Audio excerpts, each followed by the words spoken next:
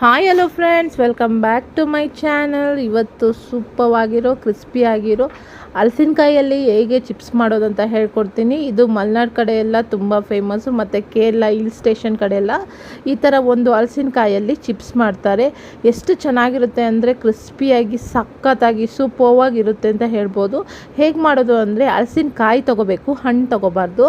ತೊಗೊಂಬಿಟ್ಟು ತೋಳೆ ಎಲ್ಲ ನೀಟಾಗಿ ಬಿಡಿಸ್ಬಿಟ್ಟು ಅದರೊಳಗಿರೋ ಬೀಜ ಎಲ್ಲ ತೆಗೆದುಬಿಡಬೇಕು. ಈ ಥರ ಒಂದು ಹಲಸಿನಕಾಯಿನ ಉದ್ದುದ್ದಕ್ಕೆ ನೀವು ಹೆಂಗೆ ಫಿಂಗರ್ ಚಿಪ್ಸ್ ಮಾಡ್ತೀರೋ ಆ ಥರ ಕಟ್ ಮಾಡಿ ಇಟ್ಕೋಬೇಕು. ಉದ್ದುದ್ದಕ್ಕೆ ಈ ಥರ ಎಷ್ಟು ಸಣ್ಣಕ್ಕೆ ಹೆಚ್ಚುತ್ತೀರೋ ಅಷ್ಟು ಚೆನ್ನಾಗಿರುತ್ತೆ ಫಿಂಗರ್ ಚಿಪ್ಸ್ ಥರ.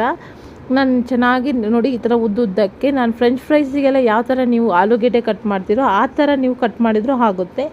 ಈ ಥರ ಕಟ್ ಮಾಡಿ ಇಟ್ಬಿಟ್ಟು ಎಣ್ಣೆ ಚೆನ್ನಾಗಿ ಕಾಯ್ದ ಮೇಲೆ ಈ ಥರ ಸ್ವಲ್ಪನೇ ನಾವು ಹಲಸಿನಕಾಯಿನ ಹಾಕಿ ಫ್ರೈ ಮಾಡ್ಕೊಬೇಕು. ಎಷ್ಟು ಕ್ರಿಸ್ಪಿಯಾಗಿ ಫ್ರೈ ಮಾಡ್ತೀರೋ ಅಷ್ಟು ಚೆನ್ನಾಗಿರುತ್ತೆ.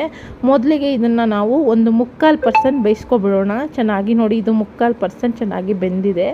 ನೋಡಿ ಈ ಥರ ನೀವು ಫ್ರೈ ಮಾಡ್ತಾ ಇದ್ದಾಗ ಈ ಥರ ಸೌಟಲ್ಲಿ ತಿರುಗಿಸ್ತಾ ಇದ್ದಾಗಲೇ ನಿಮಗೆ ಸೌಂಡ್ ಬರುತ್ತೆ. ಇದು ಬೆಂದಿರೋದು ಚೆನ್ನಾಗಿ ನಿಮಗೆ ಗೊತ್ತಾಗುತ್ತೆ. ನಿಮಗೆ ಚಿಪ್ಸ್ ಯಾವ ಥರ ಇರುತ್ತೋ ಆ ಥರ ಹಾರ್ಡಾಗಿ ಚೆನ್ನಾಗಿ ಕಲರ್ ಬಂದಮೇಲೆ ನೀವು ಇದನ್ನು ಒಂದು ಬೌಲ್ಗೆ ಟ್ರಾನ್ಸ್ಫರ್ ಮಾಡ್ಕೊಬೇಕು.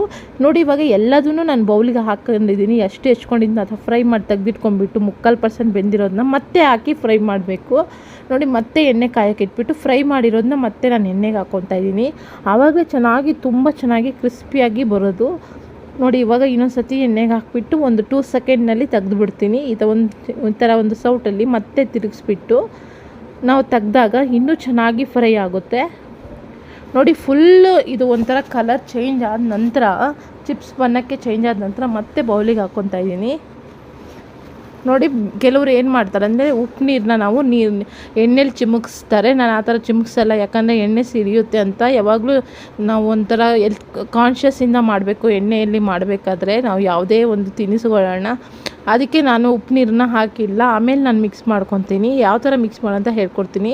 ಕರ್ಬೇವಿನ ಸೊಪ್ಪನ್ನ ಈ ಥರ ಫ್ರೈ ಮಾಡಿ ತೊಗೊತಾ ಇದ್ದೀನಿ ಎಣ್ಣೆಲಿ ಹಾಕಿ. ಈಗ ರುಚಿಗೆ ತಕ್ಕಷ್ಟು ಉಪ್ಪು ಹಾಕ್ಕೊತಾ ಇದ್ದೀನಿ. ನಾನು ಯಾವತ್ತೂ ಚಿಪ್ಸ್ ಮಾಡಬೇಕಾದ್ರೆ ಈ ಥರನೇ ಉಪ್ಪು ಸೇರಿಸ್ಕೊಳೋದು. ಖಾರದ ಪುಡಿನ ಸೇರಿಸ್ಕೊತಾ ಇದ್ದೀನಿ. ಕೆಲವ್ರು ಏನು ಮಾಡ್ತಾರೆ ಅಂದರೆ ಎಣ್ಣೆ ಕುದಿಬೇಕಂದ್ರೇ, ಚಿಪ್ಸ್ ಫ್ರೈ ಆಗಬೇಕಾದ್ರೇ ಈ ಥರ ಉಪ್ಪು ನೀರನ್ನ ಚಿಮುಕಿಸ್ತಾರೆ. ನನಗೆ ಅದೊಂಚೂರು ಭಯ. ನಿಮಗೆ ಬೇಕಂದರೆ ನೀವು ಆ ಥರ ಚಿಮುಕಿಸ್ಬಿಟ್ಟು ನೀವು ಫ್ರೈ ಮಾಡ್ಕೊಬೋದು. ನೋಡಿ ಈ ಥರ ಚೆನ್ನಾಗಿ ಮಿಕ್ಸ್ ಮಾಡಿದರೆ ಮಸಾಲ ಚೆನ್ನಾಗಿ ಹತ್ಕೊಳುತ್ತೆ. ಉಪ್ಪು, ಖಾರದ ಪುಡಿ, ಕರ್ಬೇವಿನ ಸೊಪ್ಪು ಫ್ಲೇವರಲ್ಲಿ ತುಂಬ ಚೆನ್ನಾಗಿರುತ್ತೆ ಹಲಸಿನಕಾಯಿ ಚಿಪ್ಸು. ಎಕ್ಸ್ಟ್ರಾ ಯಾವುದೇ ಮಸಾಲಾನ ನಾನು ಹಾಕಿಲ್ಲ. ಇದು ಸಖತ್ತಾಗಿರುತ್ತೆ. ಈ ಥರ ಒಂದು ಚಿಪ್ಸ್ನ ಹಲಸಿನಕಾಯಿ ಸೀಸನ್ ಆಗಿರೋದ್ರಿಂದ ನೀವು ಮನೇಲಿ ಆರಾಮಾಗಿ ಟ್ರೈ ಮಾಡ್ಬೋದು. ಕಾಯಿನ ನೀವು ಬೇಯಿಸ್ಬಿಟ್ಟು ಒಣಗಿಸಿ ಕೂಡ ಇಟ್ಕೊತಾರೆ ಕೆಲವರು. ಆದರೆ ಅದು ಹೇಗೆ ಮಾಡೋದಂತ ಹೇಳ್ಕೊಡ್ತೀನಿ ಇನ್ನೊಂದು ವಿಡಿಯೋದಲ್ಲಿ. ನಾನು ನೋಡಿ ಇಲ್ಲಿ ಚಿಪ್ಸ್ ರೆಡಿ ಮಾಡಿದ್ದೀನಿ. ಇದು ಇವಾಗ ತುಂಬ ಚೆನ್ನಾಗಿರುತ್ತೆ ಫ್ರೆಂಡ್ಸ್. ಇವಾಗ ನೀವು ಸ್ನ್ಯಾಕ್ಸ್ ಆಗಿ ಕಾಫಿ ಜೊತೆಗೆ, ಟೀ ಜೊತೆಗೆ ಮತ್ತು ತುಂಬ ಚೆನ್ನಾಗಿರುತ್ತೆ. ಇದು ಒಂದು ರೆಸಿಪಿನ ಮನೇಲಿ ಟ್ರೈ ಮಾಡಿ ನೋಡಿ. ಹೇಗೆ ಬಂತು ಅಂತ ಮರಿದಲ್ಲೇ ಕಮೆಂಟ್ ಬಾಕ್ಸಲ್ಲಿ ತಿಳಿಸಿ. ನಾನು ಈ ಒಂದು ರೆಸಿಪಿನ ನಿಮ್ಮ ಜೊತೆ ಶೇರ್ ಮಾಡ್ಕೊಂಡ್ರೆ ನಾನು ತುಂಬ ಹ್ಯಾಪಿ ಇದ್ದೀನಿ. ಧನ್ಯವಾದ.